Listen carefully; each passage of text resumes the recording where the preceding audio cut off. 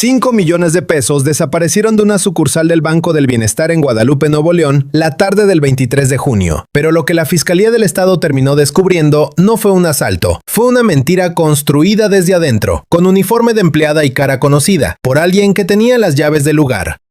Antes de entender la magnitud de la traición, hay que entender qué representa ese banco y por qué robarle no es lo mismo que robarle a cualquier institución financiera. El Banco del Bienestar no nació para competir con los grandes bancos comerciales. Nació para llegar donde ellos nunca llegaron. Su misión fue instalar sucursales en municipios alejados, rurales, históricamente ignorados por el sistema financiero tradicional. Lugares donde no había cajeros automáticos, donde no había agencias bancarias, donde una persona mayor tenía que viajar horas en camión para cobrar lo que el Estado le debía. Eso cambió con esta red de más de 3,000 sucursales repartidas por todo el territorio nacional, que hoy atiende a más de 30 millones de beneficiarios. Cada peso que circula en esas ventanillas carga un peso simbólico además del económico. Representa la promesa de que el Estado sí llega a donde antes solo llegaba el olvido.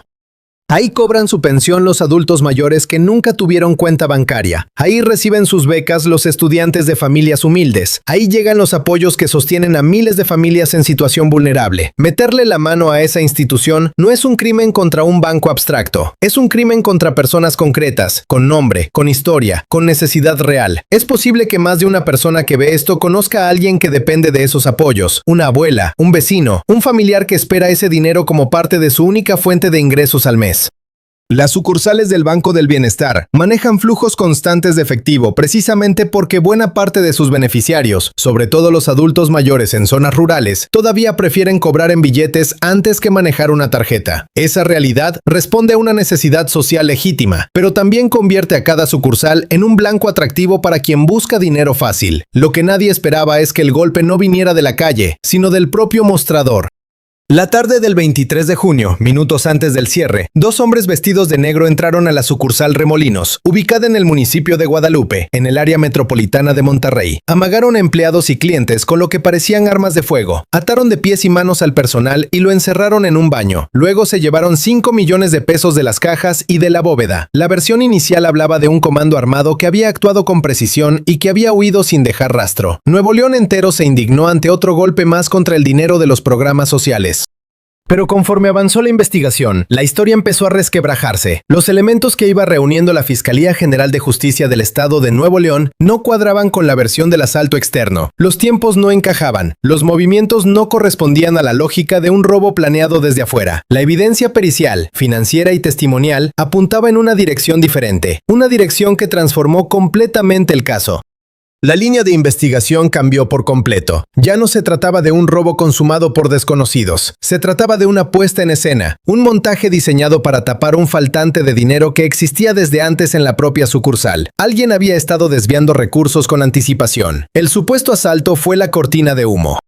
El fiscal estatal Javier Flores Aldíar lo explicó en conferencia de prensa con la cautela que exige un caso todavía abierto. Sin cerrar los hechos de manera definitiva, porque las diligencias continúan, todo apuntaba a que hubo un desfalco previo al supuesto asalto y que el robo se organizó para esconder ese faltante. La investigación todavía está en marcha. El Ministerio Público sigue acumulando pruebas, pero los resultados concretos ya hablan por sí solos. 6 vehículos asegurados, casi 2 millones de pesos recuperados y 3 personas bajo prisión preventiva. Todo en cuestión de días.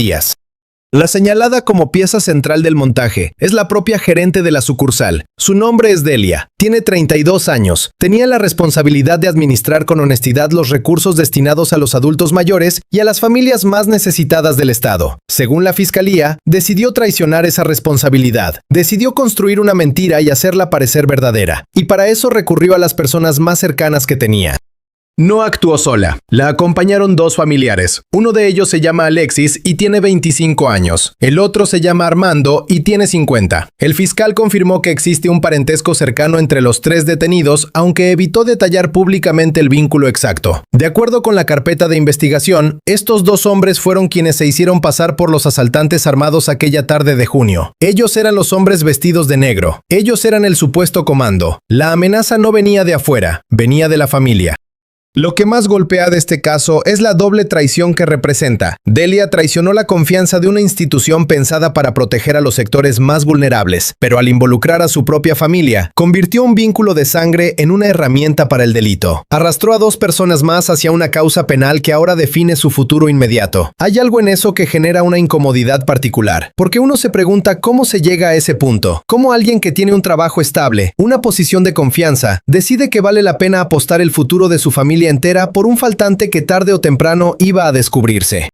No hubo banda organizada desde fuera, no hubo cómplices anónimos ni criminales profesionales. La amenaza estaba dentro, vestida de normalidad, cobrando un sueldo del banco al que le debía lealtad. Este tipo de fraude, conocido en el ámbito financiero como autorrobo, no es exclusivo de Nuevo León ni del Banco del Bienestar. Ocurre cuando quien tiene acceso legítimo al efectivo decide simular un delito externo para justificar un faltante que ya existía desde antes. Es un crimen calculado, frío, que requiere planificación, complicidad y una voluntad deliberada de engañar a la institución que deposita su confianza en quien comete el fraude.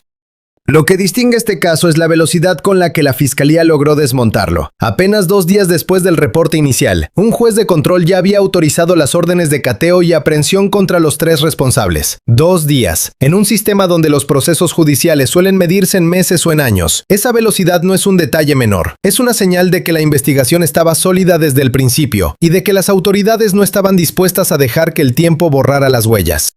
Las autoridades ejecutaron órdenes de cateo en propiedades ubicadas en los municipios de Apodaca y San Nicolás de los Garza. Ahí recuperaron 1.851.200 pesos en efectivo, una parte considerable del botín original. También aseguraron 6 vehículos vinculados al caso, entre ellos un Ford Escort identificado como el automóvil utilizado el día del falso asalto, junto con otras unidades de modelo reciente que los investigadores atribuyen al dinero desviado. Con esta cifra total, el caso ya se considera el robo bancario más cuantioso registrado en Nuevo León durante la primera mitad del año 2026. Pero ahí queda una cuenta pendiente que no hay que perder de vista. Del botín original de 5 millones de pesos, las autoridades solo lograron recuperar 1.851.200. Faltan por rastrear más de 3 millones de pesos que, según la línea de investigación, pudieron haberse destinado a gastos personales, a los vehículos asegurados o a cuentas todavía no identificadas. Esa diferencia es justo lo que mantiene abierta la carpeta y lo que podría derivar en nuevas órdenes de cateo en las próximas semanas. El dinero deja rastro aunque quiera esconderse, y la Fiscalía todavía lo está siguiendo. Durante los cateos, los agentes también hallaron indicios de sustancias prohibidas. Ese hallazgo abrió una línea adicional de investigación que amplió significativamente el alcance del caso. Alexis y Armando quedaron vinculados a proceso no solamente por su presunta participación en el asalto simulado, sino también por operaciones con recursos de procedencia ilícita y delitos contra la salud. En la legislación mexicana, los delitos contra la salud agrupan las conductas relacionadas con sustancias prohibidas, mientras que las operaciones con recursos de procedencia ilícita es lo que comúnmente se conoce como lavado de dinero. Que ambos cargos aparezcan en la misma carpeta sugiere que la investigación no se va a quedar solamente en el asalto simulado. Lo que comenzó como el análisis de un robo en una sucursal bancaria se ha convertido en una causa penal con múltiples ramificaciones.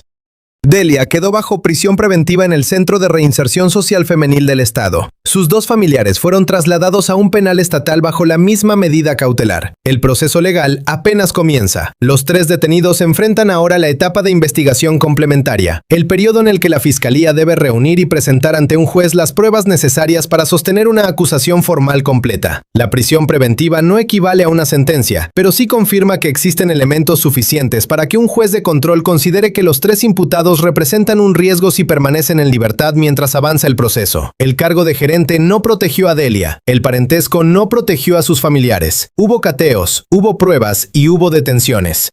La Fiscalía mantiene abierta la investigación para determinar si hay más personas involucradas y para recuperar el resto del dinero que todavía no aparece. Tampoco descartan nuevas imputaciones conforme avancen las diligencias periciales. La historia no terminó con las 3 detenciones, apenas entró en su siguiente capítulo. Este caso no es un hecho aislado, y ahí está la parte que debería preocupar con mayor profundidad. El Banco del Bienestar administra la dispersión de programas sociales para más de 30 millones de beneficiarios a través de una red de más de 3.000 sucursales repartidas por todo el territorio nacional. De acuerdo con reportes periodísticos, hasta el año 2023 la institución acumulaba 194 carpetas de investigación relacionadas con robos a sus sucursales. Los casos documentados abarcan localidades en Tlaxcalancingo, Puebla, León, Guanajuato, Juchitán, Oaxaca, Oaxaca, Papalotla, Tlaxcala, Coyoacán, en la Ciudad de México y Morelia, Michoacán. El patrón se repite a lo largo del país. Entre más crece un programa que llega directo al bolsillo de la gente humilde, más oportunistas intentan encontrarle una grieta. Y justo ahí está la diferencia entre el presente y lo que ocurría antes. En administraciones anteriores, este tipo de escándalos rara vez llegaban a una sala de prensa con el nombre del responsable y la cifra exacta del daño. Se manejaban internamente, se resolvían con despidos discretos o simplemente se archivaban sin que el público se enterara del tamaño real del boquete financiero. La lógica de la opacidad protegía más al funcionario que al ciudadano que dependía de esos recursos. El que pagaba el costo era siempre el mismo: la persona que esperaba su pensión, la familia que necesitaba el apoyo, el estudiante que contaba con la beca. Hoy la exigencia es distinta: transparencia inmediata, conferencia de prensa con el fiscal al frente, una carpeta de investigación que puede seguirse paso a paso. La Fiscalía de Nuevo León no necesitó protocolos eternos ni investigaciones que se pierden en el tiempo. Bastaron unas semanas para desmontar la mentira, rastrear el dinero y poner tras las rejas a los 3 responsables. La Secretaría de Bienestar a nivel federal no había emitido todavía un pronunciamiento público sobre este caso específico al momento de conocerse los detalles, pero la vigilancia del manejo de efectivo en cada sucursal recae también en los mecanismos de auditoría interna de la institución. Casos como el de Guadalupe suelen convertirse en el argumento perfecto para reforzar esos controles, sobre todo en sucursales que manejan montos elevados de efectivo por la naturaleza de la población que atienden. Cada caso detectado y procesado es también una oportunidad para cerrar las grietas que otros intentarán aprovechar después. El mensaje que deja este caso es contundente para cualquier funcionario o empleado que crea que puede tapar un robo interno con un montaje digno de película. Las cámaras hablan, el dinero deja rastro. Las instituciones ya no se cruzan de brazos cuando se trata de defender los recursos del pueblo. Un faltante no desaparece por más cuidadosa que sea la escena que se construye alrededor. El Banco del Bienestar va a seguir llevando pensiones a los adultos mayores y becas a los jóvenes en cada rincón del país. También va a seguir siendo un blanco para quienes todavía buscan los negocios turbios del viejo esquema. La diferencia es que ahora, cuando alguien intenta traicionar esa confianza, hay fiscales investigando, hay pruebas que se rastrean hasta el final, y hay consecuencias reales sin importar el cargo ni el apellido de quien esté detrás. Y la pregunta que queda flotando, la que no tiene una respuesta sencilla, es justamente la que divide opiniones. Una traición cometida desde adentro, por alguien que tenía la confianza de la institución y que además involucró a su propia familia, ¿merece una sanción más severa que un robo cometido por un desconocido en la calle? Hay quienes dirán que sí, que la posición de confianza agrava el delito de manera fundamental. Hay quienes argumentarán que la ley debe aplicarse igual sin importar el origen del crimen. No es una pregunta retórica, es la clase de debate que define cómo una sociedad valora la lealtad, la responsabilidad pública y el costo real de traicionar a los más vulnerables.